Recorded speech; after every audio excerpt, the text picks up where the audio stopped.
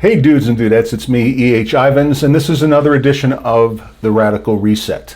And this is going to be a meaty edition. This isn't going to be a me ranting on edition. This is going to be a presented solution to almost every significant problem facing us.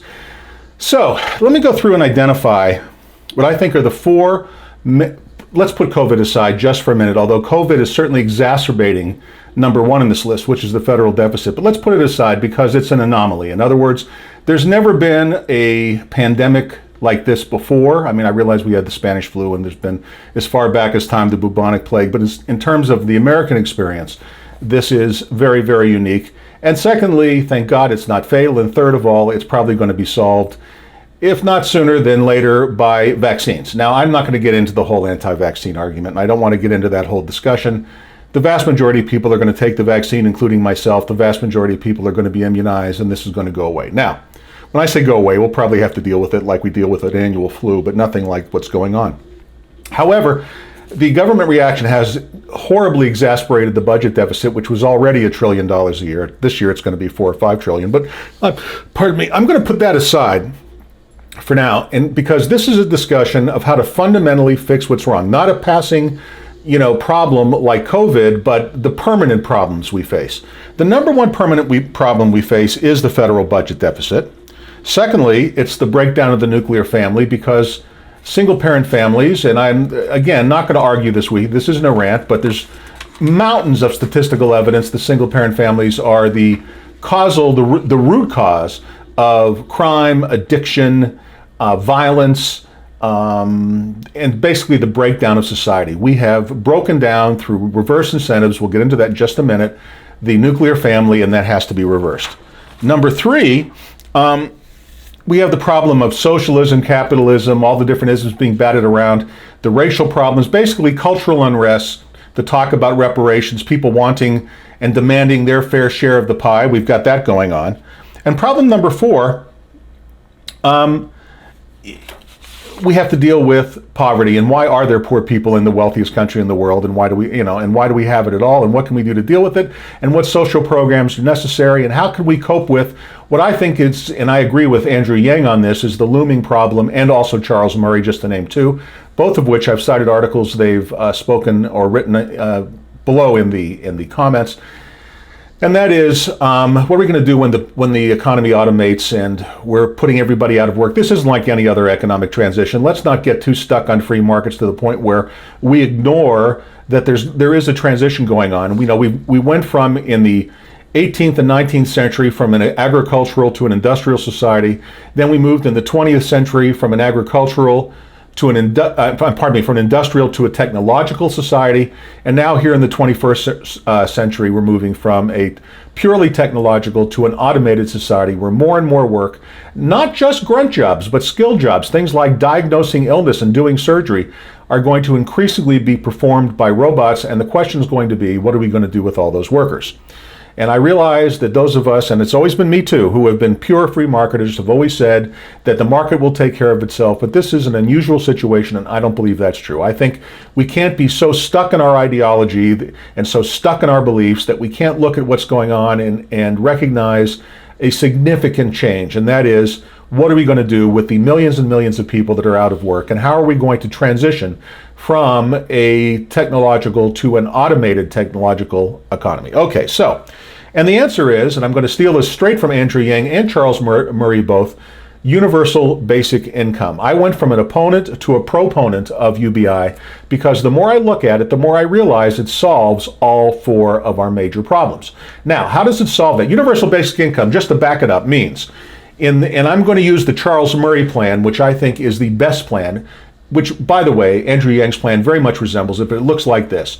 We give every single person in the United States over the age of 21 a monthly income of $1,000 a month, $12,000 a year, which we automatically deposit into either a debit card or a checking account, whichever the person, of course, if they have a checking account, they have a debit card. But I'm talking for those people that for whatever reason can't get a checking account, they're given then a government debit card, kind of like the one I got out of prison with when I had my savings that I had there. Anyway, either way, and everybody gets this income. Now, At first glance, you'd say to yourself, what the fuck is that going to cost? Because there are 197 million people in the United States over the age of 21. And why $1,000 a month? $1,000 a month is $12,000 a year, which is subsistence level. It's enough that you won't starve to death, and you can rent. It might be kind of grody, but you can rent a place to live. Now, we're going to get more into this in just 1 minute, but this is where we're going to start. No one's going to starve if every adult in the United States gets $1,000 a month. And remember, most people don't live alone. Whether you live with a husband or a boyfriend or a girlfriend or whatever your cisgender determination is, then you combine your incomes and you have a combined income of $24,000 a year. But it becomes a floor for everybody. No one has to worry about losing their job. And what this does in the Charles Murray model, which I'm going to endorse entirely, is we get rid of every other governmental program and department and subsidy of every single kind. It's all replaced in one swell swoop, or one fell swoop, by this universal basic income. No more welfare, no more Social Security, no more Medicare, no more Medicaid, no more Obamacare, no more HUD, no more HHS, no more. We shut them all down. Now, follow the reason being that everybody's getting a check, and then we leave it to people. It's kind of an amalgam of both what I don't want to call it socialism, but let's just call it, it's a statist solution with a free market advantage. That is to say, the state is going to distribute all this money to everyone, and it's regardless, male, female, rich, poor, black, white, Asian, it doesn't matter. Every single person in this country over the age of 21, even convicted felons, every single person, when they're out of prison, they don't get it while they're in prison. Every single person gets $1,000 a month tax-free. It's yours to use. You can buy your health insurance with it, you can pay your rent with it, you can eat with it, you can combine your incomes, you can put 4 people together. It doesn't matter. You can all be roommates and share. It doesn't matter, but you can see how you can make this so you never have to work again if you don't want to. Now, you won't live great, but the other part of this UBI plan, Universal Basic Income, is there's no penalty to work. So while it is unlike welfare, which is a disincentive, if you work under welfare as it exists today, or Social Security disability, for example, you lose benefits. But under this program, that's not the case. There is no disincentive to work. If you want to go out and make another 50, 60, 70, 80, $100, $1 million a year, whatever you're willing to push yourself to do, whatever opportunities you have, you can do that, and you still receive the $1,000 per month. This is a colorblind, gender blind, wealth blind, just pure subsidy that the government is going to distribute to every single man, woman, and child. Now, the first question is, how can we afford this with 197 million people eligible? Well, the total federal budget in 2019 was $4.45 trillion. We're going to do a little math together, you and I. It was $4.45 trillion. In 2020, who the fuck knows what it is because of COVID. So I'm going to throw that off as an anomaly. We will deal with that separately in another episode, another day. But I'm assuming life goes on, COVID or no COVID, everybody's getting this. We have a total budget today before COVID of $4.45 trillion. Now, we collected last year, and we collect typically about 75% of it. We collect $3.5 trillion a year in taxes at the federal level. So we had last year approximately just shy of a $1 trillion deficit, about $950 billion, which is close enough for government work. Let's just call it a trillion. Okay, so how do we solve the deficit? Problem number one, I said, UBI solves is the deficit. So the deficit, okay, is $1 trillion. Now, to pay every single adult over 21 $1,000 a month every year is going to cost $2.36 trillion a year. I'm rounding, but that's very close. $2.36 trillion a year. You can do the math yourself. You'll see it makes sense. $12,000 a year, $12,000 a year times 197 million people comes to 2.36 trillion. Now, there are 4 departments in the government we're going to leave alone. Okay, in other words, I suggest we wipe out the entire federal government and all the mishmash of regulations and rules and bureaucracy that goes with it. And by the way, all the bureaucrats who are leaving, they all get the $12,000 a year too, and we'll give them a year of their severance pay as well. Everyone gets a year of severance pay to make up for the fact they're all going to lose their pensions. All federal pensions go away, all public union pensions go away. That all goes away, replaced by the UBI of $12,000 a year. It doesn't matter how old you are. It starts immediately upon passage. Okay, so there are 4 departments we're not going to cut. Defense, Treasury, the Department of Justice, and the Department of State. And yes, I made notes so I could be accurate about this. Now, the defense budget last year was $721 billion with a B, not a trillion. You see, we don't spend as much on defense as you think. When you hear particularly leftists say cut defense to pay for everything, it's not even $1 trillion. 721 billion. It's big, but it's not anywhere near what Social Security, Medicare, Medicaid, and AFDC eat up. The Department of the Treasury, which we have to have because someone has to manage the money supply, shitty as they do it, there has to be an agency, and an anti-political government will fix that anyway. Anyway, their budget is $11.5 billion, so no cut there. Let's just assume that stays the same. The Department of Justice, the U.S. Attorney General, that's a vital department because somebody has to chase down criminals from one state to another. In other words, you can't, if Bernie Madoff had fucked all those people in New York and then ran to Arizona, he can't get away with it. So there's got to be someone to track him down. That someone is the Department of Justice and the FBI, okay? Actually, the Department of Justice would shrink because I'm in favor, strong favor of drug legalization. But let's just put, we're not going to discuss that today at all. This is just the world as it is with the laws as they are. The Department of Justice is funded for $29.2 billion, okay? And last is the Department of State, because only the federal government can conduct foreign policy. You can't have 50 little state governments conducting their own separate and independent foreign policies to the entire nation as a whole. So we keep the Department of State, which costs $40 billion a year. That comes, the total of those four, the 721, these are all billions, 721 for defense, 11.5 for Treasury, 29.2 for Department of Justice, 40 billion for state, that comes to 1.1 trillion. Now, if we add that to the 2.36 trillion that universal basic income is going to cost, that comes to 3.46 trillion.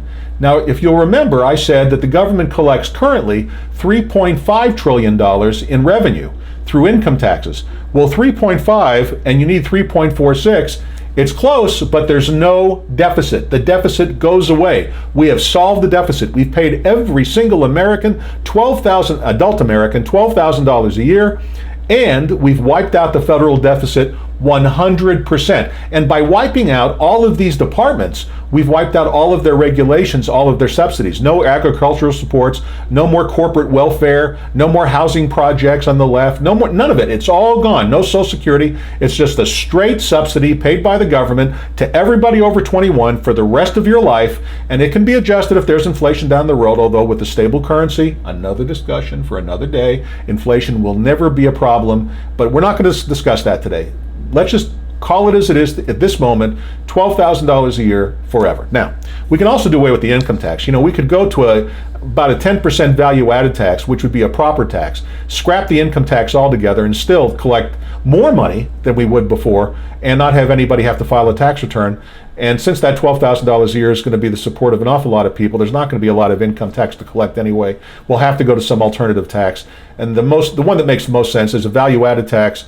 Again, a discussion for another day, but for those of you who don't understand what that is, it's basically a wholesale sales tax. Every time there's value added to a product, every time it goes through another set of hands, another little tax is paid until it gets to the retail customer and is sold, and then you live happily ever after. So you would, all of your income, even the income you earned separate and apart from UBI, would not be taxed in my scenario. It would all be a value-added tax. So if you made another $50,000, you'd keep another $50,000 plus your 12. Okay.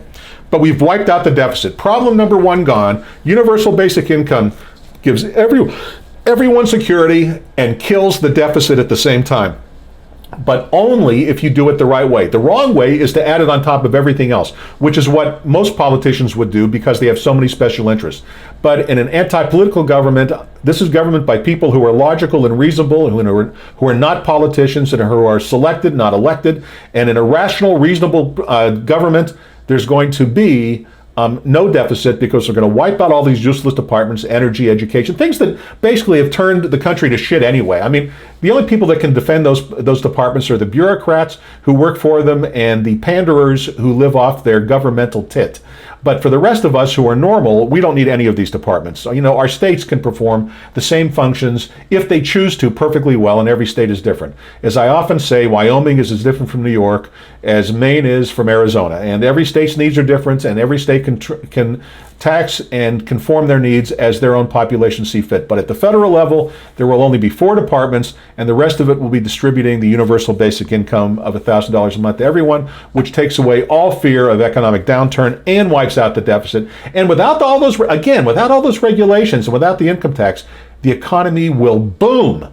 Boom! How do I know that? Because it's happened every time. Even mild regulatory cuts, even mild tax cuts have resulted in economic booms. Imagine a total reduction of federal red tape and an elimination of the federal income tax, and imagine what the economy would do. It would go ape shit crazy. So not only would you be collecting your $12,000 a year, but our new problem would be how we're going to get enough people to fill all the jobs on top of that. It would be a win-win-win, okay? A win for the people who at the bottom who need the $12,000 a year, a win for the people in the middle who this takes away all worry and all stress and allows you to do what you want to do. In other words, if you're getting $12,000 a year and you want to be an artist and you were afraid to do it before because you didn't know if you could eat, you can now. You can try to do whatever you want. It's going to open up. It's going to be instead of the damaging incentives of like welfare now, where you have to have your baby without having a father. And by the way, this eliminates problem number 2, the breakdown of the nuclear family. Let's go there now. The breakdown of the nuclear family was caused by welfare. Welfare caused it because in order to collect welfare payments, a young woman had to have a baby out of wedlock, no father, if she wanted to live on her own and collect welfare, which of course was an incentive to have babies on your own without fathers around, because what young teenage girl doesn't feel like she needs to rebel and run away from her parents, or, as is the case today, her parent, since 70% of the black community, 56% of the Latino community, 36% of the Caucasian community, 17% of the Asian community, and I could go on, are all born to single mothers. But this would take away that disincentive.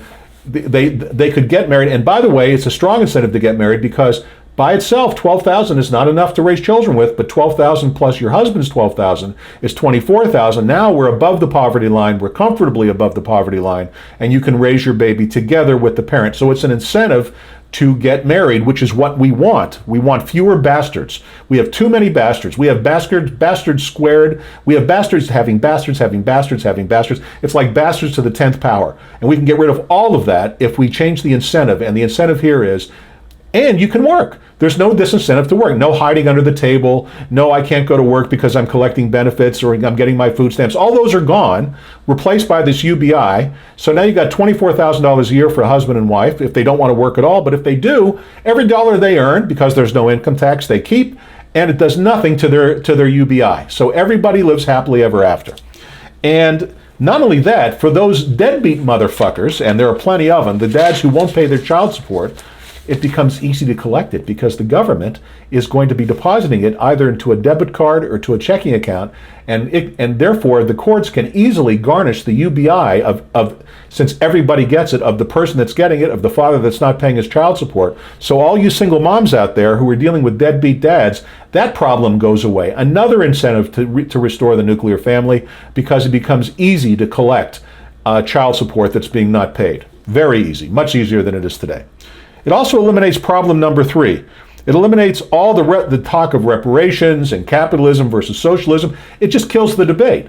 So we can have the best of both worlds. The socialists, and although UBI, I would argue, is not a socialist program because it doesn't involve the government taking control of the means of production, but it is in the sense that it's redistributive, and we're going to distribute to everybody. That's going to shut that up. The so-called socialist lights, the social democrats, are going to love this program, okay? Not to mention the fact they're all going to collect it. Let's not ever underestimate the power of self-interest. Plus, it just gets rid of the discussion. No one's going to argue that capitalist economies don't work better. And if you have a social safety net that literally everybody receives, gone are the bitches about the unfairness of capitalism, except by the whiners. And who needs to pay? No one will pay attention to them. They'll become the fringe lunatics. You know, they'll become like Nazis in the KKK. They make a lot of noise, but no one pays any attention. Who gives a shit what they say? Meanwhile, it's the best possible safety net because everyone gets the money. There's no bureaucrats involved. There's no going down to the office. There's no proving you're looking for work. No, nothing. It just eliminates the whole. And as far as my black brothers are concerned, you know, let's just get rid of the reparations discussion. You're going to collect along with everybody else. It's just the ultimate fair. No one's going to bitch one way or the other. Every American's going to get a $12,000 a year forever. So we don't need to get into that discussion. You know, it kind of cuts the legs out from underneath of that unfair. The system becomes I hate the word fair, but the system becomes unbelievably fair because everybody gets it, and it wipes out the worst of poverty because there's no incentive not to work. Now, what's left? Everybody is secure. Nobody's fighting. The culture begins to restore itself. That's what I like best about this, because it kills all the negative incentives the government creates. It kills the incentive not to get married. It kills the incentive not to work. Those are the two most dangerous. And as far as healthcare goes, and I know it's going to come to your mind, gee, you're going to, especially those people my age, I'm going to be doing away with Medicare. And Social Security is not that big a deal, because the average Social Security is $1,400 a month. And a husband and wife on Social Security both collecting $1,000 a month, that's $2,000, so they're getting a raise, okay? So, for the vast majority of people, and they can go work. Unlike Social Security now, that if you make more than $17,400 a year, you have to pay tax. Something that I deal with every day, because I am of that age, goes away, and which is stupid. Throwing away your oldest, most experienced workers because they can't make serious money, and so to deny business the experience of these people is just plain stupid on every possible level. Unless they're demented like Joe Biden. But for the rest of us whose brains are still working, we'd like to still use them. I don't know too many people that really want to just quit and go take to their recliners. And I'm of that age. Most of us would like to work and stay busy. And this not only provides security, but removes all disincentives to work.